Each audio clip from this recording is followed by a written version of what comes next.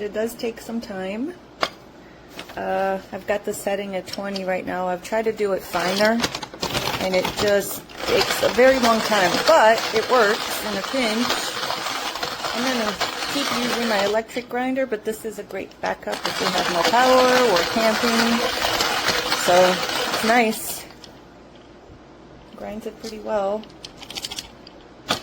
And it will grind it to a fine powder. It just takes a long time.